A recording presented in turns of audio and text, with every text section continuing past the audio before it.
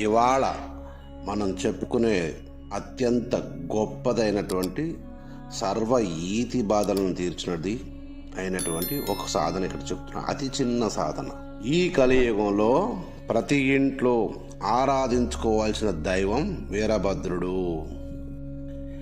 ప్రతి ఇంట్లో ఇప్పటికీ ఈ రోజుల్లో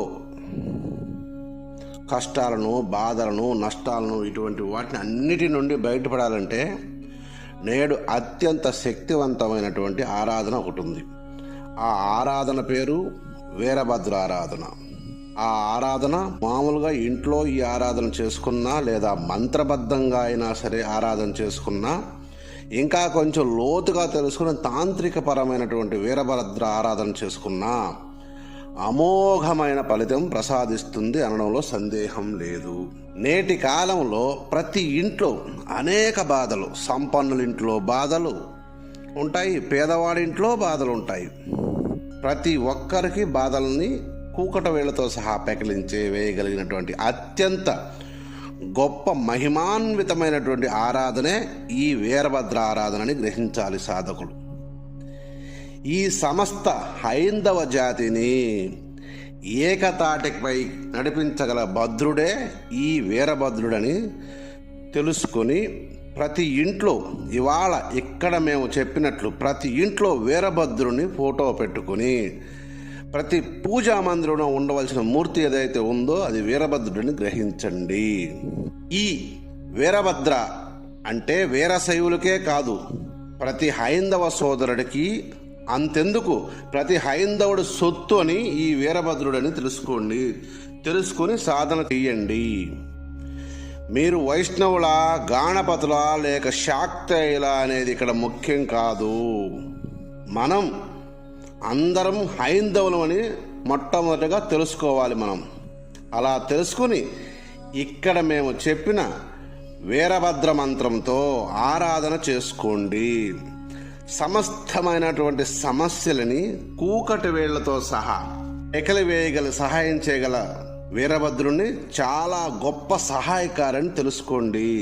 సామాన్యులకి, సంపన్నులకి, ఎవరికైనా సరే ఈయన సహాయం అమోఘం, అద్వితీయం, అమేయం అనే విషయం తెలుసుకోండి సాధకులారా. ఎవరైతే ఈ వీరభద్రుడి మూర్తిని కానీ, ఫోటోను కానీ ఇంటి యందు పెట్టుకుని మనస వాచ కర్మణ అన్యదా శరణం నాస్తని పూజ చేస్తారో, అలా పూజ చేసిన వారికి ఆ ఇంటికి క్షేత్రపాలకుడు ఎలాగో, క్షేత్రానికి క్షేత్రపాలకుడు ఎలాగో ఆ ఇంటిని అలా రక్షిస్తాడు. భూత ప్రేత పిశాచ గణాల నుండి, ప్రకృతి గణాల నుండి, సమస్త భూతముల నుండి, సమస్త గ్రహముల నుండి ఈ వీరభద్రుని పూజించే కుటుంబాన్ని రక్షించడమే ఈయన పని అని తెలుసుకోండి. రక్షణ చేయడం అంటే అట్లా ఇట్లా కాదు, అదంతే. రక్షణ అంటే ఆ రక్షణ ఇలా అలా అని చెప్పడం కుదరదు. రక్షణ జరిగిపోతుందంటే శాశ్వత రక్షణ అని తెలుసుకోండి. సమస్తం రక్షిస్తాడు, సమస్తాన్ని రక్షిస్తాడని గుర్తుపెట్టుకోండి. ఈ వీరభద్రుడు ధర్మం కోసం మాత్రమే ఈ సాధన మీకు చెబుతున్నా. ధర్మరక్షణ కోసం మాత్రమే ఈ సాధన చెబుతున్నాను. అతి చిన్న సాధన అయినా కానీ అత్యంత గొప్ప మీ జీవితాల్లో గొప్ప అనుభూతులు, గొప్ప అసలు ఊహించినటువంటి గొప్ప మార్పులు మీ జీవితంలో వస్తాయి అనడంలో సందేహం, ఇసుమంతైనా కూడా సందేహం లేదని గ్రహించండి. ఇక్కడ మేము చెప్పబోయే సాధన సనాతనవాదులకు మాత్రమే తమకు తాముగా రక్షణ పొందుతారని ఇక్కడ ఒక చిన్న సాధనా విధానాన్ని చెబుతున్నా. ప్రతి ఒక్కరూ చేసుకొని ఆచరించండి, ధరించండి. అత్యంత శక్తివంతమైన మంత్రము ఈ సాధన ఇది. నువ్వు కూలి పని చేస్తున్నావా? ఏం పర్లేదు, ఇంట్లో ఫోటో పెట్టుకో, పూజ చేసుకో, ఒక బెల్లం ముక్క నైవేద్యంగా పెట్టి అంతే. పరమతృప్తి పడిపోతాడు ఈ వీరభద్రుడు.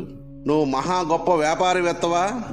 నీకు నచ్చినట్టు వీరభద్రుని పూజ చేసుకో, పూజ గదిలో పెట్టుకో. నీకెలా కావాలో, నువ్వెలా చేయగలవో నీ శక్తి మేర అలా నైవేద్యం పెట్టుకో.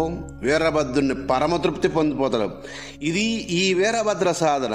వీరభద్రుడు ఒక కోటీశ్వరుడికి ఎలా అయితే రక్షణ కల్పిస్తాడో ఆ కోటేశ్వరుడి దగ్గర పనిచేసే వ్యక్తి కూడా చేసినా అలాంటి రక్షణే ఆ పనిచేసే వ్యక్తికి కల్పిస్తాడు. ఈయన దగ్గర తారతమ్యములు లేవు, అందరూ సమానమే. ఆయనకు కావాల్సిందల్లా మనసు, దృఢమైన సంకల్పంతో కూడిన మనసు మాత్రమే ఆయన చూస్తాడు తప్ప మానవులు చూసినట్టు హావభావాలు కాదు, ఆసన వ్యవహారాలు కాదు. గుర్తుపెట్టుకోండి. మేము ఇక్కడ చెప్పబో మంత్రాన్ని ప్రతిరోజు 21 సార్లు జపించుకుని మీ పనులు మీరు యథా కార్యక్రమం చేసుకోవచ్చు. ఇలా మీరు నిరంతరం చేసినా పర్వాలేదు, నీకున్న సమస్య తీరేదాకా చేసుకున్నా పర్వాలేదు. అది సమస్య ఎంతటిదైనా పర్వాలేదు. సమస్య ఎంత జటిలం అనేదాన్ని బట్టే చేసుకోవాలి. కొందరికి చిన్న సమస్య అనుకో 10 రోజుల్లో పూర్తయింది, కొందరికి 50 రోజుల్లో పూర్తి అయింది, కొందరికి 100 రోజులు పడుతుంది, ఇంకొందరికి సమస్య పోతుంది. అంటే అసలు సమస్య లేని వాళ్ళు చేశారనుకో సమస్యలు రాకుండా రక్షిస్తుంది. ఇలా సమస్య ఎంత పెద్దది అనే దాన్ని బట్టే సమయం పడుతుంది తప్ప ప్రతి ఒక్కరూ మీ బాధ నుండి మీరే స్వయంగా ఆ బాధ నుండి బయటపడతారనే అనడానికే ఈ తాంత్రిక ప్రపంచం ఏనాడో దారి చూపించేసిందని. కనుక ప్రతి ఒక్కరూ ప్రతి ఇంట్లో చేసుకోండి. కాకపోతే మడి మైల ఇటువంటి వాటిని చూసుకొని చేసుకోండి. ఇక వేరే ఏమి రిస్ట్రిక్షన్స్ లేవు కనుక బెల్లం ముక్క నైవేద్యం పెట్టండి. శక్తి లేని వాళ్ళు, శక్తిలో ఉన్నవాళ్ళు యథాశక్తి పూజించుకోండి. నువ్వు 10,000 ఖర్చు పెట్టి పూజ చేస్తున్నావా, ₹1 పెట్టి బెల్లం ముక్కం పెట్టినవా అనేది కాదు. యథాశక్తి, నీ శక్తి ఎంత, నీ శక్తి వంచన లేకుండా నీ శక్తి ఎంత, నీ శక్తి ఎలా పూజ చేయగలుగుతుంది అనే దాని మీదే మీరు చెయ్యండి. బెల్లం ముక్క పెడితేనే సరిపోద్దని చెప్పారు కదా అంటే బెల్లం ముక్క పెట్టినా సరిపోద్ది.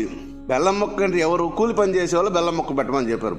ప్రతి ఒక్కరూ యథాశక్తి అని చెప్తావు. నీ శక్తి ఎంతో దాన్ని బట్టే నువ్వు చెయ్యాలి. ఇక్కడ మేము చెప్పే మంత్రాన్ని 21 సార్లు ప్రతిరోజు చేసుకుని మీ పనులు యథాపదంగా చేసుకోవచ్చు. ఎటువంటి ఆటంకాలు లేవు, ఎటువంటి రెస్ట్రిక్షన్స్ లేవు. ప్రతి ఒక్కరూ చేసుకోవచ్చు. ఇక్కడ నేను చెప్పే మంత్రాన్ని పరీక్షలు రాస్తున్నావా, చదివి నిలబడట్లేదా, పట్టుకో మంత్రాన్ని, పని జరుగుద్ది. ఇంకా అన్నిటికీ ఒకదానికని కాదు, పట్టుకో, నువ్వు గట్టిగా పట్టుకో, నేను చెప్పే మంత్రాన్ని, పని జరుగుద్ది. విద్యార్థులు, వ్యవసాయులు, ప్రతి ఒక్కరూ చేసుకోండి. ఇది మంత్రం చెబుతున్నాను, వినండి. ఓం హ్లీం హ్రౌం క్లీం హూం వం వీం వీరభద్రాయ హ్రీం ఉలోం హ్రీం దక్షయజ్ఞ వినాశనాయ హ్రీం మమ సర్వబాధ విమోచనాయ ఉలోం ఉలం హ్లీం ఫట్ స్వాహ అనే ఈ మంత్రాన్ని యథాశక్తి 21 సార్లు ప్రతిరోజు జపించుకోండి. అత్యంత శక్తివంతమైన మంత్రం కనుక కలియుగంలో సంసార బాధల్లో ఉన్న వారికి ఇంకా అనేక బాధల నుండి, అనేక కష్టం నుండి ఇక్కడ మేము చెప్పినటువంటి ఈ మంత్రం మీకు అమృత సంజీవునిగా పనిచేస్తుంది అనడంలో సందేహం ఇసువంతైనా లేదు. ఓ నా ప్రియమైన ఆత్మస్వరూపులారా, ఇక్కడ మేము మీకు చెప్పినది యథాతథం చేసుకుని సుఖపడండి. సర్వే జనా సుఖినో భవంతు.